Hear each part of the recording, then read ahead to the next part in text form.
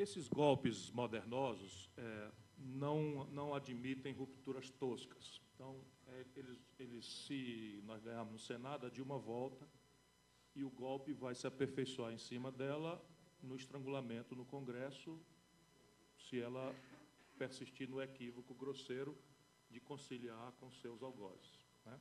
Então, em qualquer circunstância, nós precisamos lutar. Eu não devia falar mais nada de tanta coisa linda que eu ouvi aqui hoje, tanta coisa inteligente, tanta coisa própria. Eu apenas tenho uma psicologia de quem eventualmente se arrisca, eu já fui candidato no passado, para não dizer agora, que o povo, uma hora dessa, me entrega a tarefa. Então, a minha psicologia é, dentro das contradições todas muito claras, muito eloquentes, muito brilhantemente descritas aqui, e isso não é pessimismo, isso é percepção de realidade. Nós, brasileiros, precisamos ter isto como um avanço da nossa atitude cultural, que é muito fatalista, muito crente em Deus e suas obras e tal, para a gente, com esse ceticismo, né, com essa ideia, aprender que o céu não é perto, mas que há como se construir caminhos. E aí eu penso que, sim, é possível reverter o quadro no Senado. A questão básica é a seguinte: nós tivemos 22 votos. Um deles já tinha, que é o meu companheiro do partido, já tinha nos comunicou que votaria contra o impeachment, mas que queria admissibilidade para apresentar os argumentos pelos quais ele deu um parecer aprovando as contas da Dilma contra o parecer do Tribunal de Contas da União, que afirmou as pedaladas fiscais. Então, nós concordamos, então esse voto já tem. Então, nós precisamos ter 28 votos. Tivemos 22, agora temos 23, supondo que não perderemos nenhum dos 22, o que não é tarefa fácil, porque o suborno e a esculhambação, e Eliseu Quadrilha, e Gedel Quadrilha, está todo trabalhando. Eu espero que a gente também trabalhe, né? Espero que a gente também trabalhe. Mas o que vai mudar, possivelmente isso, é a gravíssima contradição entre o tempo que está aprazado para votar o impeachment e as contradições da mentira do Michel Temer, porque o golpe não foi feito para o Michel Temer. O golpe foi feito para produzir dois efeitos estratégicos. Um, gerar excedentes fiscais para honrar o serviço da dívida, que está realmente na iminência de uma crise bancária. Então, a razão central, fulcral, é essa. O Michel Temer, ontem, ao liberar a tropa dele para votar essas sinecuras, criaram 10 mil cargos, aumento para o Judiciário, aumento para o Ministério Público, enfim, eu já falei nisso aqui, porque isso tem a ver com uma contradição brutal com o despotismo esclarecido que embalou o Michel Temer para lá. Se ele começa repetidamente a descumprir a tarefa para a qual ele foi usado como um canalha grande que é, traidor, mas que foi posto ali por nós, pelo Lula, não posso esquecer isso nem um dia, para poder a gente não cometer mais essas baboseiras em nome de medo de CPI, de tempo de televisão, não foi para fazer reforma nenhuma, porque nenhuma reforma foi proposta. Então, a gente vai ser pragmático, engolir merda, se abraçar com picareta, ok, para fazer uma reforma generosa, importante, que recelebre o Brasil ao redor de um generoso projeto nacional de desenvolvimento, topo tudo. Cadê meu pedaço da merda que eu engulo? Agora, para isto aí, não. Para esse projetinho minúsculo de poder, para nada. Então, repare bem, a segunda tarefa é tirar o Brasil dos alinhamentos experimentais, porque não são ainda propriamente claras as vantagens que o Brasil pode aurir neste movimento, mas que há um potencial muito grande. Quando o Brasil reforça, eu ajudei a fazer o Mercosul, a minha assinatura está lá no Tratado de Ouro Preto como ministro da Fazenda. A ideia ali era a gente abrir mão de um certo pragmatismo para ganhar escala no nosso aparato produtivo. Por exemplo, a agricultura do Rio Grande do Sul perdeu muito. A vinicultura lá do Rio Grande do Sul perdeu muito, mas nós fizemos uma opção clara de ganhar escala em antagonismo com acordos bilaterais que depois viraram uma proposta que o Brasil chegou a assinar, de um acordo multilateral com os Estados Unidos, que era a ALCA, que foi assinado pelo Fernando Henrique para entrar em vigor em 2005. Nós conseguimos interromper, mas o Chile entrou nessa bilateralidade, a Colômbia entrou nessa bilateralidade, inclusive avançando para a questão de defesa, aceitando uma base norte-americana. Agora, a Argentina está aceitando esta base militar americana na nossa fronteira, e outra em Ushuaia. Isto é tudo uma violação do que o Barão do Rio Branco imaginou e daquelas evoluções que nos levaram à mais importante de todas, potencialmente, ainda não vi direito essa coisa, são os BRICS. Porque os BRICS têm capacidade de formular uma alternativa de financiamento não condicionada, não chantageada pelo receituário de Bretton Woods. É a primeira grande, vamos dizer, multilateralidade que pode, potencialmente, apresentar ao mundo financiamento. E isso tudo está sendo desmontado rápida e aceleradamente pelo senhor José Serra, que sabe o que está fazendo. Ele sabe bastante bem o que está fazendo. E quando nós, por exemplo, eles acusam o Lula, a Dilma, de ter uma relação ideológica com a Venezuela. Quem tem relação ideológica com a Venezuela são eles. A Venezuela, com seus problemas dramáticos, não é meu modelo, oferece ao Brasil 5 bilhões de dólares de superávit no nosso balanço bilateral com eles. Então, quem é que trata mal a Venezuela em nome do interesse brasileiro? São eles. E a população precisa saber, mas tudo isso é coerente. Aqui, os americanos, aconteceu o golpe, trocaram o embaixador, vem um especialista que eu conheço em relações da Latinoamérica, e o próximo movimento é derrubar o Maduro. Derrubar o Maduro, a Argentina veio pelo voto, e o Evo Morales vai para a breca também, e já vai ficando irrelevante. A Bachelet está passando o panco de amassou no Chile. Por quê? Aí vem de novo o nosso meia-culpa, que eu estou abusando da paciência de vocês. Se a gente não perceber isso, o jogo não prospera, não adianta. O que aconteceu? O Brasil está se desindustrializando, mas nós temos um modo de ser feliz, muito brilhantemente colocado pelo professor, que é consumista. E o padrão de consumo que nós referimos a uma felicidade que não será alcançada jamais por aí, nos obriga a consumir o padrão de consumo que está globalizado. Então, eu sou feliz se eu puder acessar o bom, bonito e barato. E a madame que quer se distinguir compra uma bolsa de 15 mil reais, 10 mil reais, para dizer, aí, imundiça, eu posso e vocês não podem. Né? Antigamente, a pessoa queria se destacar porque falava inglês, francês, que tinha sido educado, que tinha feito curso de não sei de quê na Society, como é o nome que tinha, meu Deus? Ih, eu estou meio antigo. Mas, enfim, tinha uns cursos de boas maneiras, não sei o quê e tal. Agora não, agora a distinção é o consumo. Socila. Agora, Houston, we have a problem. Se nós queremos acessar esse padrão de consumo e referir a este padrão de consumo a nossa felicidade, que é um equívoco, o que vai acontecer? Nós temos o problema que esse bom, bonito e barato a gente não sabe produzir. Há 3 assimetrias, para não falar das outras 20, que impedem o Brasil de prosperar por este caminho. A primeira é a simetria do financiamento. Desde 2008, por isso que eu tenho alguma esperança, viu, Postman? Desde 2008, se formou a maior bolha de recursos da história do capitalismo disponível para investimento, que não sabe onde botar o dinheiro. Então, esse golpe vem, esse alinhamento, porque eles estão precisando espaço para alocar essa montanha de dinheiro que está disponível em função do colapso de determinadas lógicas com a crise de 2008. Primeira assimetria, o juro hoje é negativo no mundo. E a dona Dilma, minha querida amiga, nossa companheira, que nós vamos lutar para devolver à democracia o mandato dela, manteve a taxa de juros brasileira em 14,25, a básica.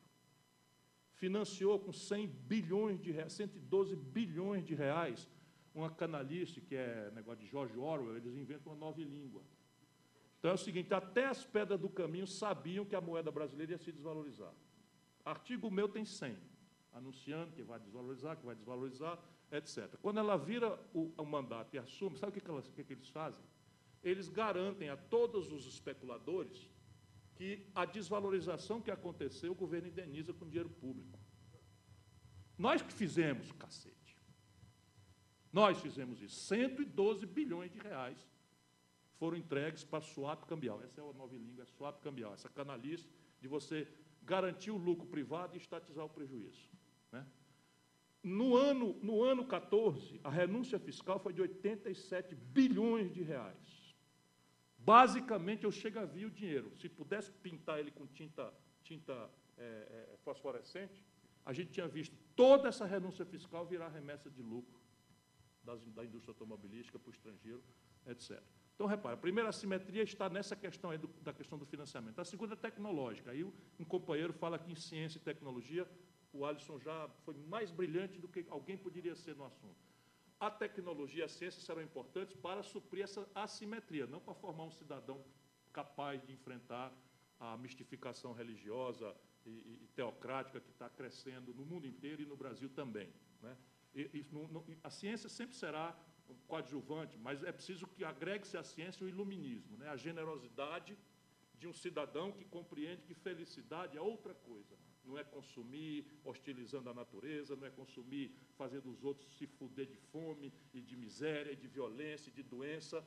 Isto é uma outra conversa. Mas a ciência ajuda muito, é coadjuvante, mas o que nós precisamos suprir aqui é essa assimetria tecnológica. E não vai mais dar para ser como nós imaginamos na década de 50 com o nacional-desenvolvimentismo.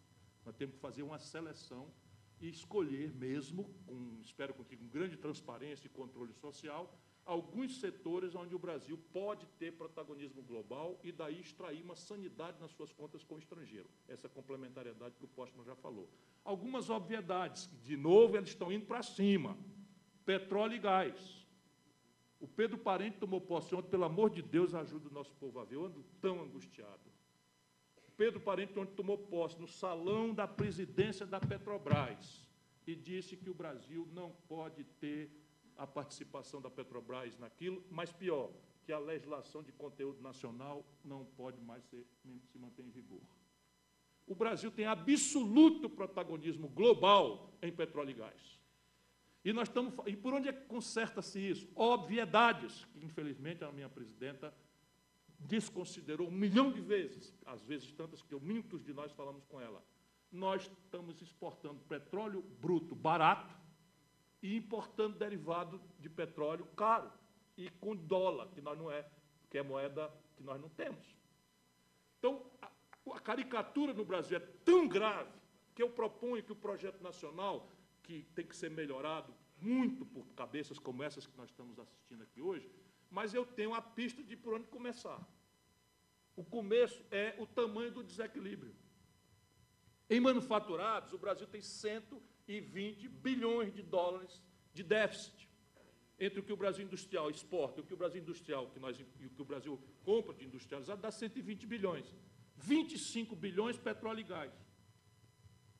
Então, é um ciclo de substituição de importações com coordenação estratégica necessariamente de um Estado saneado, empoderado e controlado civilmente, né, por uma ideologia. Eu lembrei das minhas velhas leituras do Gramsci lhe ouvindo hoje. Né.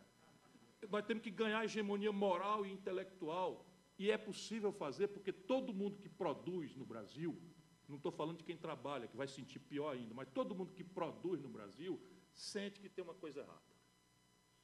E aí fica jogando esquizofrenicamente, porque ele produz e vê que está tudo errado. Aí tira um excedentezinho, bota no rentismo, aí a esquizofrenia faz ele ficar paralisado.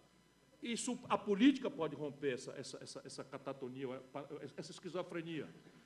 É verdade que diminuiu muito os capitães da indústria, mas há um Brasil produtivo, exuberante acontecendo nos interiores de São Paulo, do Mato Grosso. Eu conheço todo mundo.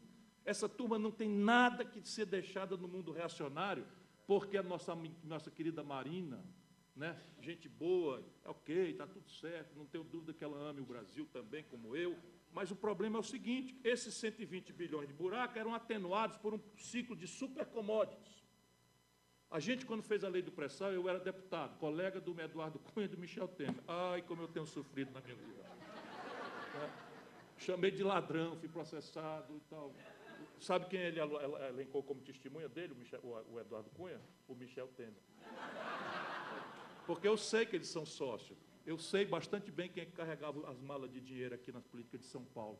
Eu sei que, enfim, Brasília sabe das coisas, a gente sabe, todo mundo sabe. Aí processa para intimidar, não por crime, processa por dano moral que é para poder ver se toma minha conta. Já o Serra já me levou minha poupança umas 2 vezes. Né? Mas eu sou que nem a mulher do piolho. Deixa eu só abusar mais um pouquinho aqui. Eu quero só abusar mais um pouquinho, que é o que eu vim com vontade de falar. E aí as perguntas permitiram. Né? Então, você tem essa assimetria do financiamento, a assimetria tecnológica, e você tem a questão da escala. Eu não quero trocar o imperialismo norte-americano pelo imperialismo chinês. Minha vida é dura. Né? Eu acho que a China é muito... Eu quero ver o Brasil tendo um lugar no mundo que nos respeite e que os princípios gerais da nossa diplomacia, do Barão do Rio Branco, sejam praticados como a gente vem praticando. Não intervenção nos assuntos dos outros, solução pacífica dos conflitos, uma prodigalidade generosa que está se perdendo da questão da migração, né, para a gente receber 100 mil sírios. A minha vontade é levar tudo para o Ceará e tomar conta deles.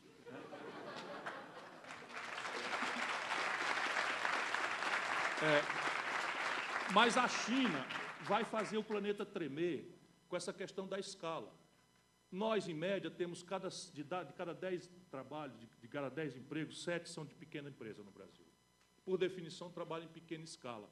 E esse bom, bonito e barato que nos ilude de felicidade, hoje vem com um pano jeans, uma calça jeans feita na China, 1 bilhão de unidades por semana, chega mais barato do que custa produzir na Sulanca de Caruaru, onde toda essa agenda miúda de reforma tributária que os empresários defendem, esse papo desse Paulo Scaff, vai tomar na testa a CPMF. Quer apostar? Anota aí. 60 dias o Michel Temer vai mandar a CPMF para a Câmara. Né? Já passou, e aí vamos... Enfim, essas contradições todas. Esse projeto tem que compensar isso. Por quê? Porque o ciclo de supercommodities, eu estou trabalhando na CSN, a gente vendia uma tonelada de minério de ferro por $190. Chegamos a vender por 39. Isso foi acontecendo ao longo de 2012, 13, 14, e nosso governo não fez nada. Não entendeu nada, pelo contrário, saiu fazendo renúncia fiscal para empresas que estavam estranguladas no mercado, seja por preço, seja por mercado mesmo, share de mercado global ou local. Eu trabalho na CSN, na nossa bobina de aço, hoje, nós estamos vendendo 32% a menos do que vendíamos no ano passado. Por quê? Porque a indústria automobilística está vendendo 35% a menos. A indústria de semiduráveis, aí, geladeira, fogão, não sei o quê, está passando lá por 40% abaixo. Por quê? Porque o crédito que o Lula tinha levantado de 13% para 50% do PIB despencou para 20%. E aí nós estamos enfrentando essas coisas todas a esmo, completamente cegos. Então, a ideia de um projeto nacional de desenvolvimento seguia, na minha cabeça, pela dialética do tamanho dos desequilíbrios desse Estado. Seja aqueles que estão estressados pelas assimetrias competitivas, financiamento, tecnologia e escala, seja aqueles outros que estão por pura falta de política. Vou dar um exemplo prático, isso que eu estou estudando detalhadamente. Quando passar da conta, você me cutuca, puxa o paletó. Estou terminando. É só porque não pode ficar, a gente com a tarefa imensa de superar a inequidade, etc., e as evidências todas são contra nós estamos apanhando, estamos perdendo pelos nossos defeitos, mais do que pela virtude deles. Então, eu não aceito essa psicologia. Então, eu estou só dizendo que eu tenho comovida a convicção de que tem saída. E aí a questão, por exemplo, eu estou estudando com detalhes. O Brasil compra a União Federal, só a União Federal, compra 17 bilhões de dólares de coisas da indústria, complexo industrial da saúde. Tudo do estrangeiro. 80% disso, já tem um companheiro que fez uma tese de mestrado, estudou, patente vencida. Você, com o Instituto de Engenharia Reversa, você copia, não paga um centavo de royalties e pode botar lá em Arapiraca a indústria, porque é compra governamental e é possível chegar mais barato. Você tem que impor o benchmark. E aí é possível outras inovações institucionais, que é incubar empresas, fazer a inovação e o jovem fazer, criar venture capital, enfim, que nós não temos, mas tem saída pelos desequilíbrios. 40% dos custos de produção da agricultura mais fantástica do planeta são importados. O Brasil não tem uma fábrica de fertilizante, não tem uma fábrica de agrotóxicos, não tem uma fábrica de defensivo agrícola. Qual é a interdição? E, a posteriori, ex post, o Brasil não tem uma esmagadora nacional de soja. A gente manda a soja in natura, bruta, ou esmagada pela Bunge, pelo não sei o que e tal. Tudo isso dá para fazer. Vou concluir. Apenas tem uma palavra. O ajuste fiscal é um imperativo. E a esquerda precisa aprender isso, porque nós estamos caindo na armadilha da nova língua. Quem precisa de um Estado empoderado, e o empoderamento de um Estado é o seu excedente de poupança para o investimento. Hoje, nós temos um desequilíbrio grave. Evidentemente que a receita pública, pelo caminho que está aí, consolidada, não dá muito mais para aumentar. 37% de carga tributária para o país de economia intermediária como a nossa já é muito alto. Porém, há uma imensa margem para você, contraditoriamente, diminuir impostos em algumas categorias e grupos econômicos e incrementá-los progressivamente. É do que se trata. Então, a turma gosta de falar imposto sobre grandes fortunas. Isso é um anacronismo teórico, porque as personalidades do mundo econômico hoje não são mais pessoa física, são pessoa jurídica. Então, o que nós precisamos fazer é revogar uma lei do Fernando Henrique que isentou rendimentos, dividendos, e aí você cobrar o imposto de renda nisso aí, e você cobrar sobre heranças e doações, que nós já começamos a fazer no Ceará. Aí tem uma chiadeirazinha, mas é meia dúzia de pessoas, mas você arrecada para burro, se você fizer esse caminho aí. Desonerar o investimento e onerar o consumo.